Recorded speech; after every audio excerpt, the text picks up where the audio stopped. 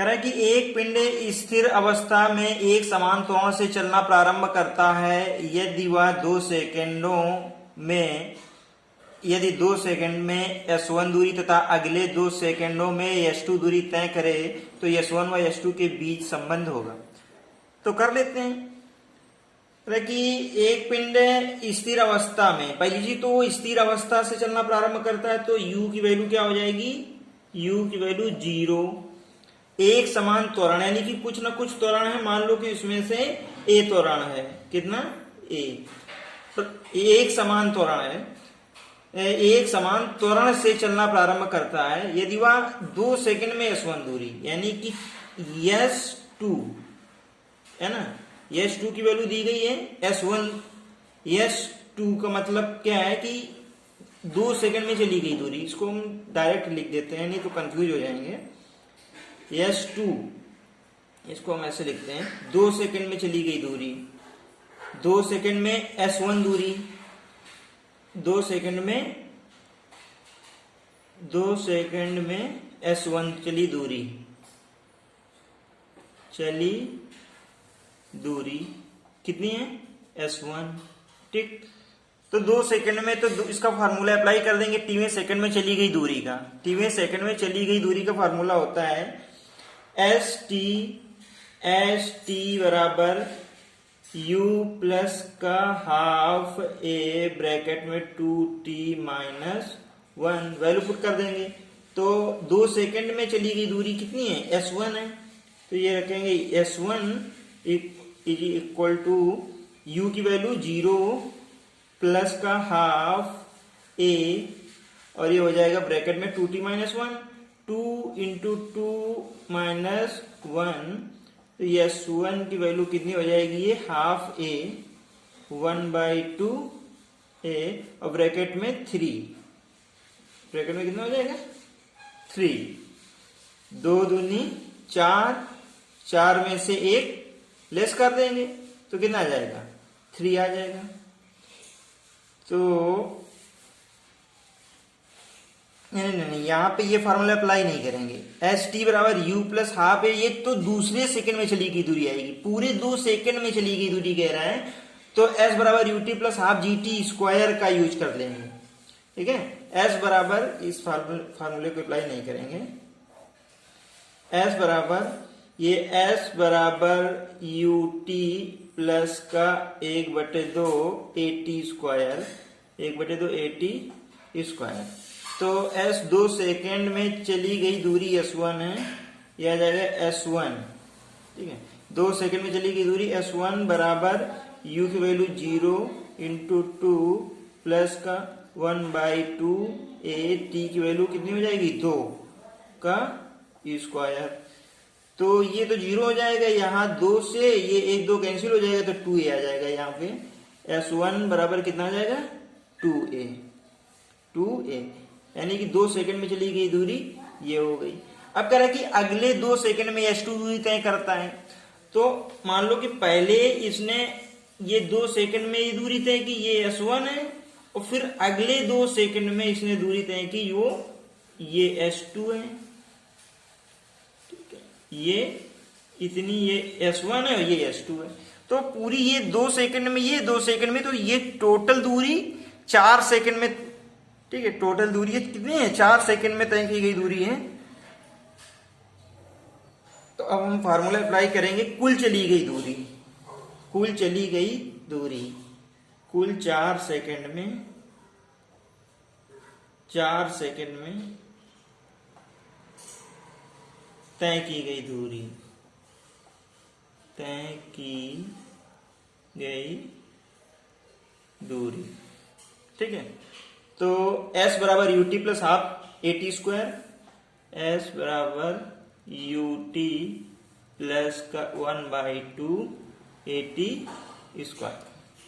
अब s की value कितनी हो जाएगी s1 प्लस s2, यहाँ पे रखेंगे s1 प्लस s2 बराबर u की वैल्यू 0 इंटू 4 प्लस का 1/2 a और t स्क्वायर, t की वैल्यू 4 का स्क्वायर, तो ये S1 प्लस S2 कितना हो जाएगा यहाँ से, S1 प्लस S2 बराबर 1/2A और 4 चौको 16, ये कितना जाएगा 8 है। S1 प्लस S2 बराबर 8A, ये इक्वेशन नंबर हम सेकंड मान लो, इसको फर्स्ट मान लो, ठीक है। अब समीकरण 1 से S1 की वैल्यू यहां पुट कर देते हैं, तो S1 की वैल्यू कितनी है 2A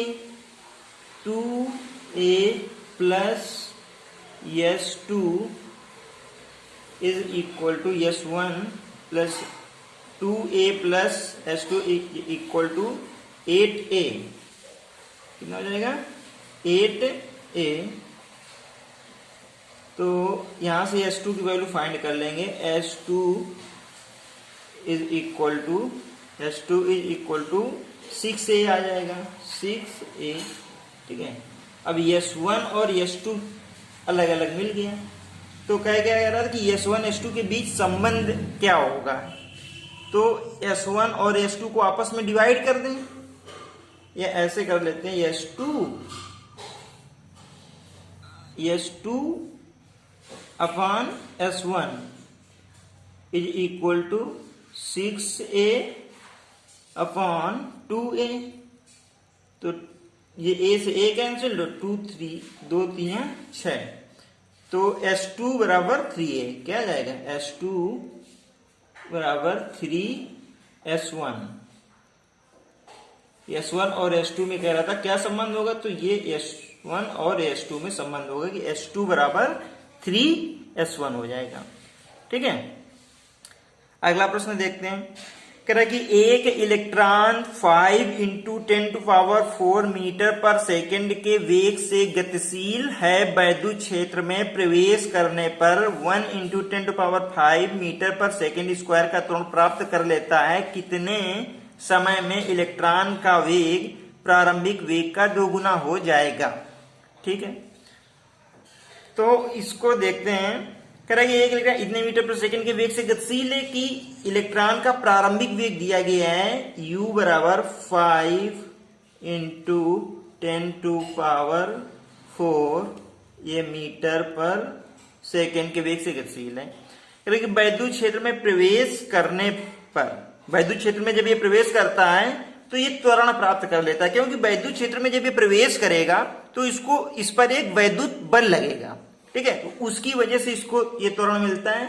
तो A की वैल्यू दी गई है 1 × 10⁻15, 1 × 10⁻15 मीटर पर सेकंड स्क्वायर का त्वरण प्राप्त कर लेता है।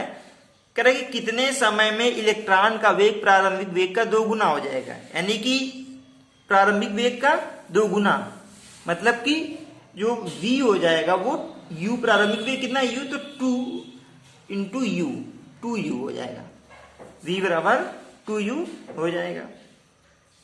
तो अब इसको हम सॉल्व करते हैं, v बराबर 2u कितने समय में हो जाएगा, यानी कि t की वैल्यू निकालनी है, ठीक है, t की वैल्यू हमें निकालनी है।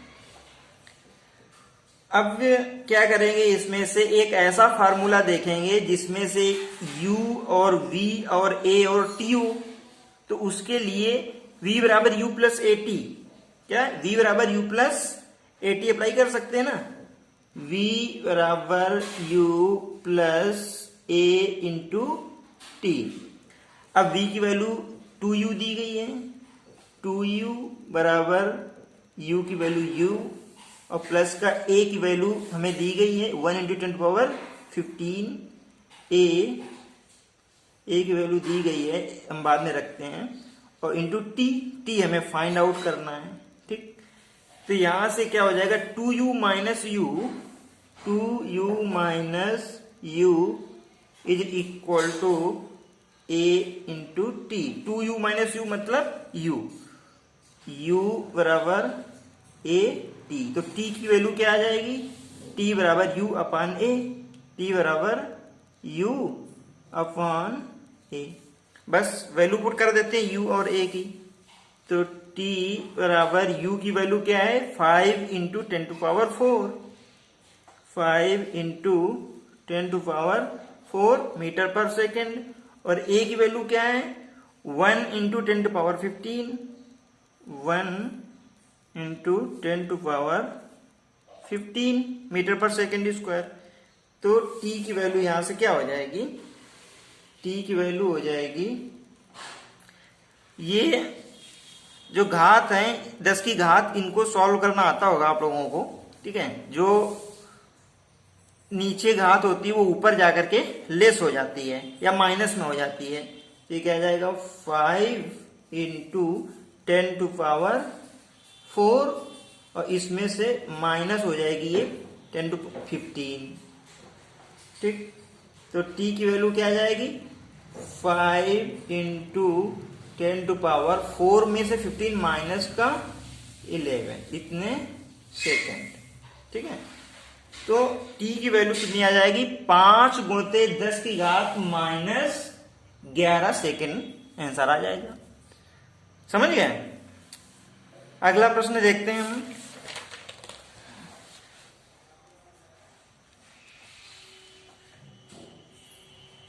कह रहा कि 20 मीटर ऊंचाई से 2 गेंदें 1 सेकंड के अंतराल पर छोड़ी जाती हैं। दोनों के छोड़े जाने के 2 सेकंड बाद उनके बीच दूरी कितनी होगी। इसको हम फिगर से समझते हैं।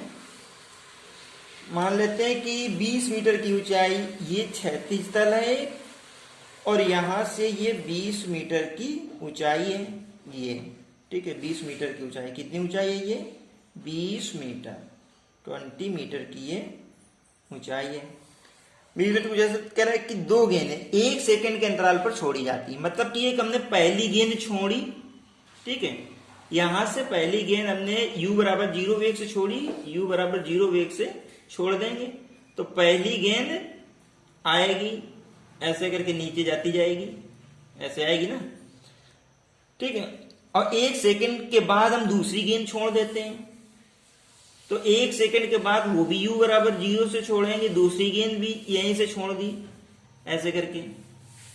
तो कह रहा कि दोनों के छोड़े जाने के 2 सेकंड बाद, जब दोनों छोड़ दी उसके 2 सेकंड बाद, यानी कि ये जो दूसरी वाली छोड़ी इसके 2 सेकंड बाद, ठीक है। दोनों छोड़ चुके हैं तो ये तो 2 सेकंड में चली गई दूरी हो जाएगी, 2 सेकंड में चली गई दूरी आ जाएगी, ठीक। और ये जो दूरी होगी पहली जो छोड़ी थी ये 3 सेकंड में हो जाएगी, क्योंकि दोनों जब ये छोड़ दी थी उसके 1 सेकंड बाद दूसरी छोड़ी थी। मतलब कि ये 1 सेकंड इसका वही बढ़ जाएगा, ये 3 सेकंड में आ जाएगी चली गई दूरी। ये कितनी हो जाएगी 3 सेकंड में, 3 सेकंड में चली गई दूरी हो जाएगी, ठीक। मान लेते हैं कि ये h1 हो जाएगी, ये इसमें ये चली गई दूरी कितनी हो जाएगी h1 और ये हो जाएगी ये h2। दोनों के छोड़े जाने के 2 सेकंड बाद उनके बीच दूरी कितनी होगी। तो दूरी हम निकाल लेते हैं कि मान लो कि ये h1 कितनी है और h2 कितनी है। तो h बराबर ut plus half gt square का फॉर्मूला अप्लाई कर देंगे। h बराबर ut प्लस का हाफ gt स्क्वायर। तो h की वैल्यू h1, ये h1 बराबर u तो 0 इंटू टी, ये 3 सेकेंड हो जाएगा, कितना 3 सेकेंड, h1 और u इंटू 3 और प्लस का 1/2 और ये आ जाएगा g t स्क्वायर।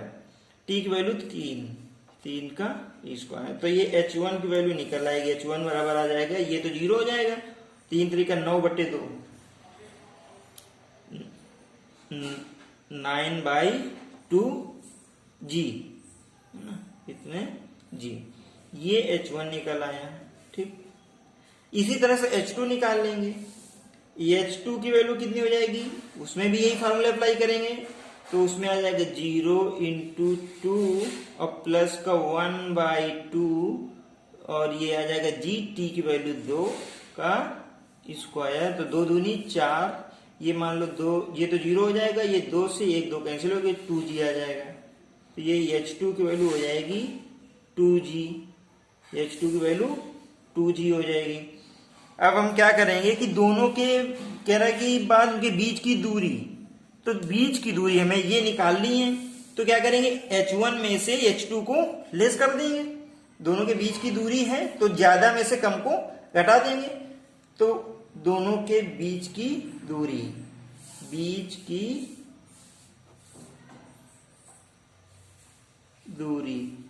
की दूरी बराबर आ जाएगी h1 माइनस h2 यानी कि 9/2 9/2g माइनस का 2g।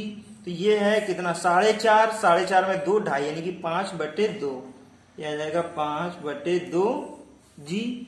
अब g की वैल्यू चाहो तो सुविधा के लिए 10 रख सकते हो, g की वैल्यू या तो 9.8 होती, 9.8 ही रखो।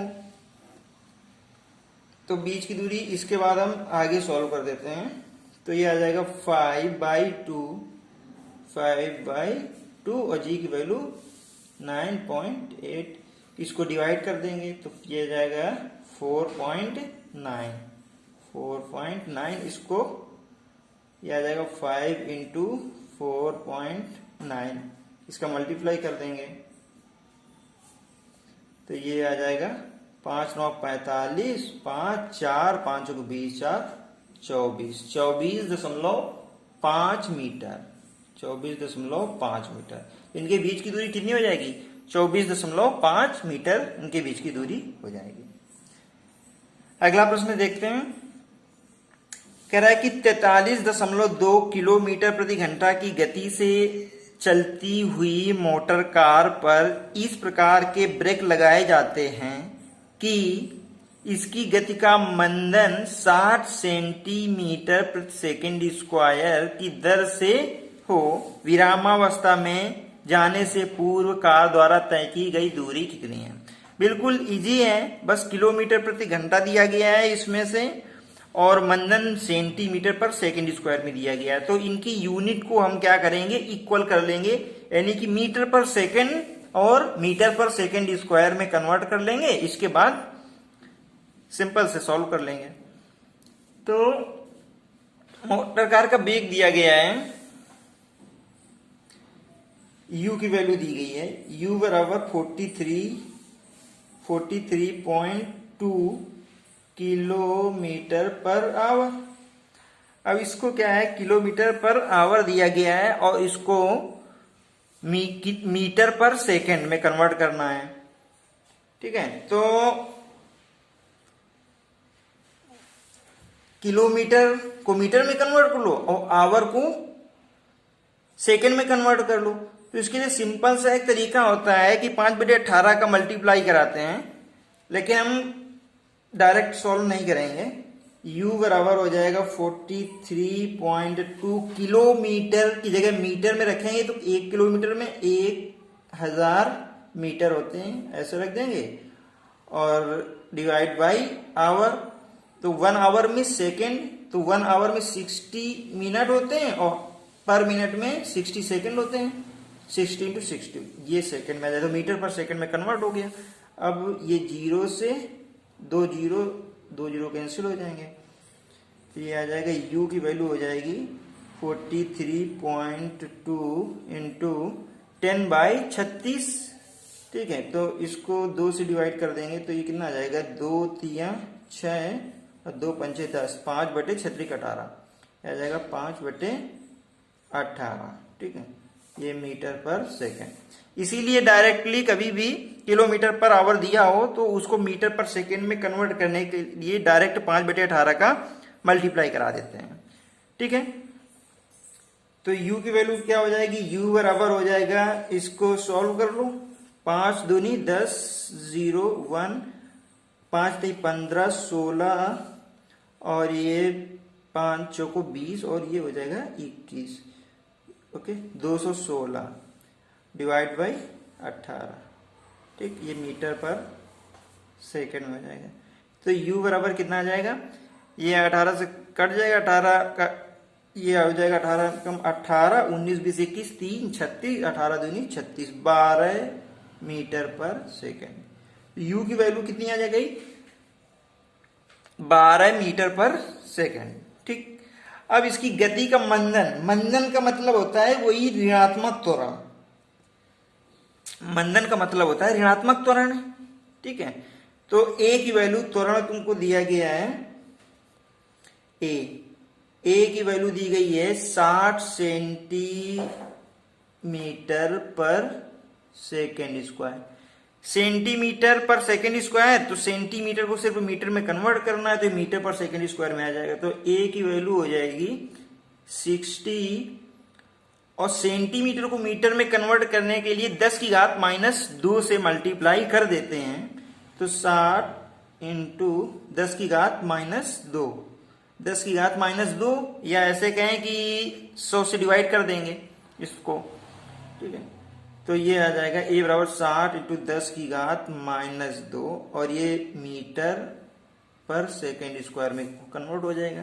तो ए बराबर आ जाएगा कितना, ये 0.6 आ जाएगा। कितना आ जाएगा, 0.6 मीटर पर सेकेंड स्क्वायर, 0.6 मीटर पर सेकेंड स्क्वायर, ये ए की वैल्यू आ जाएगी। अब हमसे कह क्या रहा है, ये कह रहा है कि विरामावस्था में जाने से पूर्व कार द्वारा चली गई दूरी क्या होगी, तो v स्क्वायर बराबर you square -2as formula apply कर देंगे क्योंकि मंदन हो रहा है। तो v स्क्वायर बराबर यू स्क्वायर माइनस का 2as, जीरो, v की वैल्यू 0 होगी क्योंकि विरामावस्था में आ रही है, मतलब v की क्या हो जाएगा, 0 हो जाएगा, ठीक है। v की वैल्यू 0 होगी, 0 का स्क्वायर बराबर यू स्क्वायर, और u हम लोग 12 कितना निकाल चुके हैं, 12 का स्क्वायर माइनस का 2 इंटू ए की वैल्यू हमने निकाली 0.6 इंटू ये हमें निकालना है। तो हो जाएगा 0 बराबर 12 का स्क्वायर 144 हो जाएगा, 12 इंटू 12 लिख लें, ठीक है। ये आ जाएगा 12 का स्क्वायर, ये लिख लेते हैं 12 इंटू 12 माइनस का 6 दूनी 12, 1.2 यस। तो 1.2s बराबर हो जाएगा 12 इंटू 12, मल्टीप्लाई इसलिए नहीं कराया कि इसको डिवाइड करने में आसानी हो जाएगी। यस बराबर ये 12 गुण से 12 डिवाइड बाई 1.2, यहां से पॉइंट हटाएंगे, ऊपर एक 0 बढ़ा देंगे, और ये 12 और ये 12 कैंसिल हो जाएगा, 120 आ जाएगा। तो यस बराबर हो जाएगा 120 मीटर। कितना हो जाएगा, 120 मीटर। यस की वैल्यू 120 मीटर आ जाएगी।